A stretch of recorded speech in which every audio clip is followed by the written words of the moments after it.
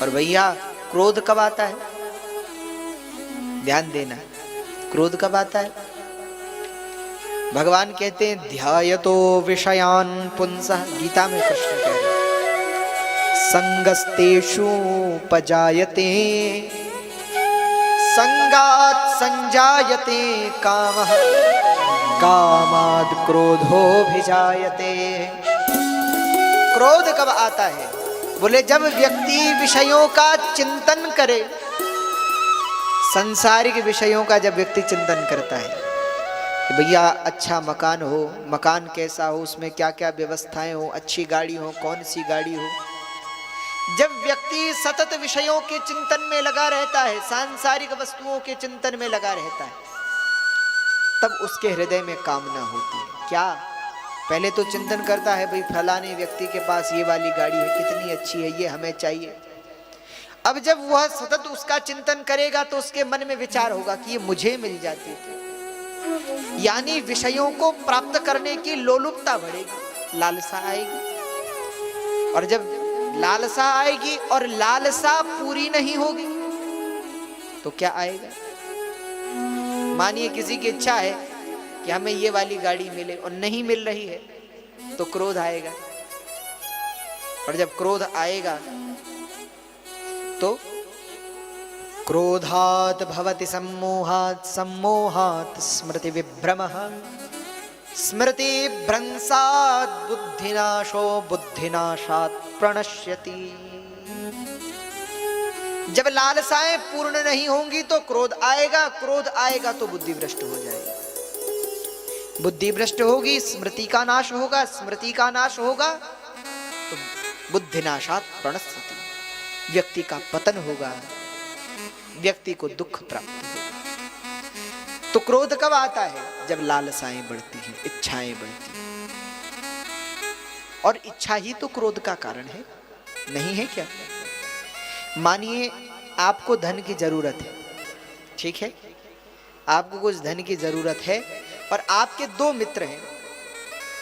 एक का तो आपको पता है कि भैया ये तो देने वालों में से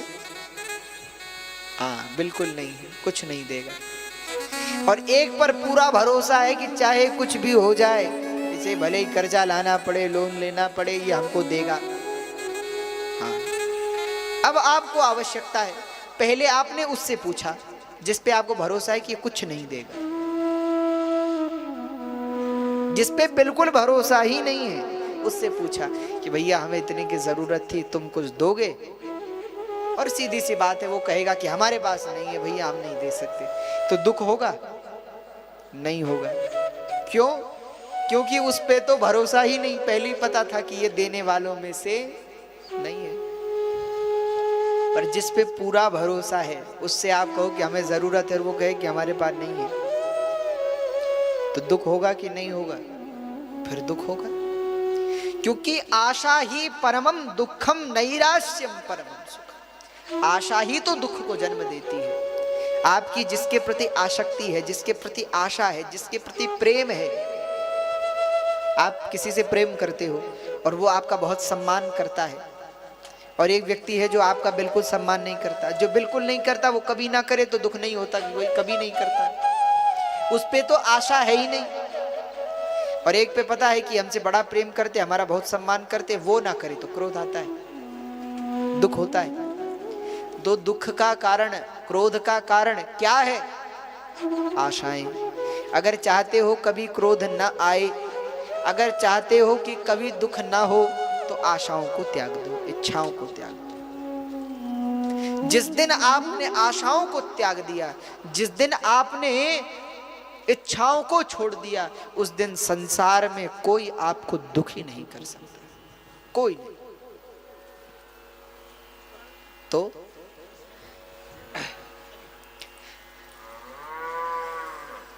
कोई और माँ होती तो लड़ने चली जाती, पर सुनीति है। अपने ही पुत्र को डांटा, अरे पुत्र ठीक ही तो कहा तेरी माँ ने, जा जंगल जा, भगवान का भजन कर। अरे इस लौकिक पिता को छोड़, तुझे जगत पिता की गोद मिलेगी। तब तो ध्रुव जी चल पड़े जंगल की। और ध्रुव, ध्रुव का अर्थ ही होता है अटल, जिसका अटल विश्वास। चल पड़े ध्रुव जी जंगल की ओर। अच्छा, आप जब भक्ति करने को निकलते हो तो फिर रुकावटें तो आती ही है मार्ग में। हाँ? मान लीजिए आपकी इच्छा हो गई कि आज से ऐसा करेंगे, आप कोई भी संकल्प उठाओ, उसमें विकल्प तो निकल करके आएंगे, पर संकल्प किसका पक्का है? संकल्प कहते किसको है? जिसमें विकल्प ना बचे। पर हम क्या करते हैं? भजन बाद में करते, पहले निकलने का रास्ता अपने लिए तैयार करते, पहले भागने का रास्ता बनाते, पहले भागने का रास्ता तैयार करते। और एक कथा से हम बड़े प्रभावित हुए।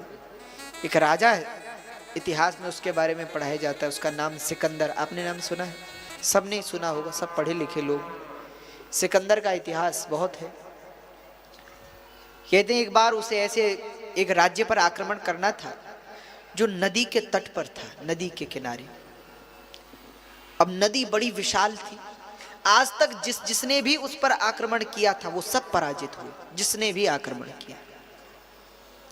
अब जिसने भी आक्रमण किया पराजित हुआ। लोगों ने सिकंदर से कहा कि तुम क्यों लड़ने जा रहे हो, मत जाओ, वहां जिसने भी आक्रमण किया वो पराजित हुआ, तुम न जाओ। तो सिकंदर ने कहा कि हमारे पास एक युक्ति है, उस युक्ति से हम उसे जीत सकते हैं, उस किले को जीत सकते हैं, उस नगर को जीत सकते हैं। क्या युक्ति है? बोले वो तो पहुंच करके बताऊंगा, जब पहुंच जाएंगे वहां तब बताऊंगा। और सबको पता तो था ही कि सिकंदर बुद्धिमान है, कुछ युक्ति अवश्य सोच रखी होगी। तो आक्रमण किया, और जैसे ही नाव से जाना पड़ता था, भाई बीच में बड़ी नदी है, तो पहले नाव से इस ओर से उस ओर जाएं, तब वहां आक्रमण करना पड़ता था। तो ये इस ओर से उस ओर नाव से पहुंचे, और विशाल नदी थी। जब उस ओर पहुंचे तो उन्होंने उस ओर शिविर डाल दिया। चलो महाराज, अब आप बताइए क्या रणनीति है आपकी, युद्ध नीति क्या है, कैसे युद्ध करेंगे, क्या प्लान है आपका? तो सिकंदर ने एक बड़ी विचित्र बात कही। सिकंदर ने कहा युद्ध नीति यही है कि जिस नावों से हम आए हैं पहले इन नावों में आग लगाओ। जिन नावों से हम आए इस ओर, उनमें आग लगा दो। लोगों ने कहा महाराज अगर हार गए तो यही चारा है, इसी से भागा जाएगा, आप कह रहे हैं इसमें आग लगा दो। सिकंदर ने कहा भैया तुम ऐसा करो, हम जीतेंगे। और जबरदस्ती सिकंदर ने सब नावों में आग लगवा दी, और कहते हैं वह युद्ध उन्होंने जीत लिया, उसमें सिकंदर की विजय हुई। तो बाद में लोगों ने पूछा कि ये कैसी युद्ध नीति कि जिस नाव में आए उस पे आग लगा दो। सिकंदर ने कहा जब तक नावें थी तब तक सैनिकों को लगता था कि भैया अगर हार रहे हैं तो भागने का साधन है, इन पर बैठकर भाग सकते। पर जब भागने का साधन ही मिट गया, अब करो या मरो वाली बात हो गई कि या तो विजयी होंगे या सब मरेंगे। तब व्यक्ति दुगनी ऊर्जा से लड़ा, इसलिए हमारी विजय हुई। तो वैसे ही हम जब किसी भी कार्य में और चलें तो पहले तो भागने के रास्ते ना बनाएं। हम भागने के रास्ते बनाते हैं क्या? मान लीजिए नियम बना लिया हमने कि राम नाम की 10 माला या कृष्ण नाम की सदा हम 10 माला जपेंगे, नियम बना लिया।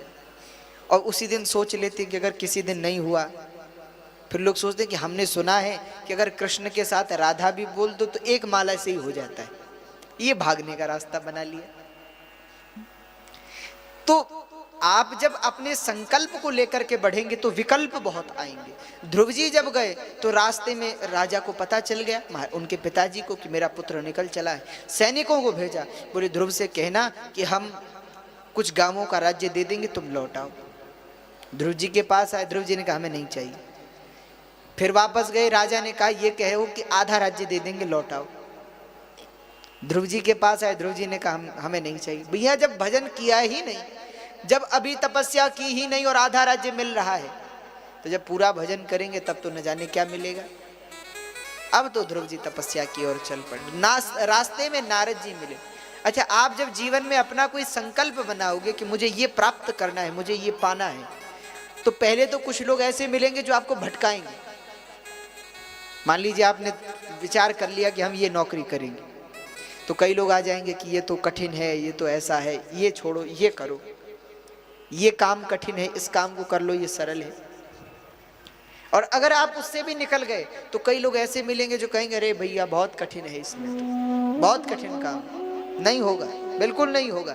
नारद जी भी पहुंच गए ध्रुव जी के पास, और ध्रुव जी को क्या कहते हैं, जब ध्रुव जी ने प्रणाम किया, नारद जी ने पूछा कौन हो, ध्रुव जी ने परिचय दिया, तो नारद जी बोले तुम जंगल क्यों आए हो? तो ध्रुव जी ने कहा तपस्या करने, राजमहल में जो जो घटना घटी थी सब बता दी।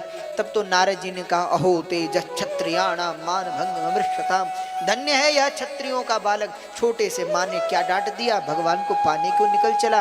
अरे पुत्र, नारद जी कहते हैं जन्म जन्म मुनि जतन कराही, अंत राम कह आवत नाही। जन्मों जन्मों से ऋषि मुनि बैठे, उन्हें नहीं मिले तो तुम्हें कैसे मिलेंगे। जैसे लोग कह देते हैं कि कई कई साल से लोग तैयारी करें, उनका ये काम नहीं हुआ, तुम्हारा कैसे हो जाएगा। पर जिस व्यक्ति का दृढ़ निश्चय है वो सब प्राप्त कर सकता है। तो ध्रुव जी कोई और नहीं है, आप और हम साधक जो भजन करने को निकले। हमें भी लोग कहते हैं अरे क्या एक हनुमान चालीसा पढ़ने से भगवान मिलेंगे क्या? अरे भरे भैया ना मिले पर कुछ तो मिलेगा। ना पढ़ने से तो अच्छा है कि कुछ करें। हाँ? पर लोग कह देते हैं कि इतने से भगवान मिले, अरे बड़े बड़े तपस्वियों को नहीं मिले, तुम्हें कैसे मिल जाएंगे। पर ध्रुव जी का दृढ़ निश्चय है। ध्रुव जी, जब नारद जी कहते हैं कि जन्म जन्म मुनि जतन कराही, अंत राम कहीं आवत नाही। जो जन्मों जन्मों से ऋषि मुनि बैठे, जिनका शरीर सड़ गया, दीमक लग गई शरीर पे, उन्हें नहीं मिले भगवान, तुम्हें कैसे मिलेंगे। और अभी तो तुम्हारी खेलने की उम्र है, पढ़ने की उम्र है, तुम घर लौट जाओ। तो ध्रुव जी ने कहा महाराज हमारा संकल्प है, कार्यम साधयामि अथवा देहम पातयामि। शिवराज विजय में शिवाजी महाराज कहते हैं अपने सैनिकों से, बोले कार्यम साधयामि अथवा देहम पातयामि, या तो कार्य को पूर्ण करूंगा या तो शरीर त्याग दूंगा। आज ध्रुव जी भी बोले या तो प्राण त्याग दूंगा या प्रभु को पालूंगा। ध्रुव जी के दृढ़ निश्चय को देखकर आज नारद जी ने ध्रुव जी को द्वादशाक्षर मंत्र की दीक्षा दी और कहा पुत्र जाओ, तत्ताच गच्छ भद्रं वो यमुनायास्तटं शुचि, पुण्यो मधुवनं यत्र सानिध्यं नित्यदा हरे। जाओ तुम यमुना के तट पर मधुवन में, वहां तपस्या करो, वहीं तुम्हें भगवान मिलेंगे। तब तो ध्रुव जी चल पड़े मधुवन की ओर, और मधुवन में जाकर के ध्रुव जी ने खूब कठिन तपस्या की, और उस तपश्चर्या के द्वारा श्री हरि को उन्होंने प्राप्त किया। भगवान को भी उस बालक के सामने झुकना पड़ा और उस बालक को दर्शन देने के लिए आना पड़ा। धन्य है ध्रुव जी। बताओ, और हम कह रहे हैं कि अभी तो हम जवान हैं, भजन क्या करें। ये भारत की वो भूमि है जहाँ 5 वर्ष का बालक भगवान को प्राप्त कर जाता है। ध्रुव जी निकले, खूब तपस्या की, प्रभु प्रकट हो गए। भगवान ने अपनी गोद में ध्रुव जी को बिठाया, कहा पुत्र मांगो क्या चाहिए। ध्रुव जी भगवान की स्तुति करते हैं, योऽन्तः प्रविश्य मम वाचमिमां प्रसुप्तां, संजीवयत्यखिल शक्तिधर स्वधाम्ना, अन्यास्य हस्तचरण श्रवण त्वगादिं, प्राणान् नमो भगवते पुरुषाय तुभ्यम्। प्राणान् नमो भगवते पुरुषाय तुभ्यम। भगवान की स्तुति की, भगवान ने आशीर्वाद दिया, जाओ ध्रुव 36,000 वर्ष तक धरती पर राज्य करो और तत्पश्चात ध्रुवलोक को प्राप्त हो, ऐसा आशीर्वाद दिया। यहाँ ध्रुव जी का कल्याण हुआ। ध्रुव जी ने 36,000 वर्ष तक राज्य किया, तत्पश्चात ध्रुवलोक को प्राप्त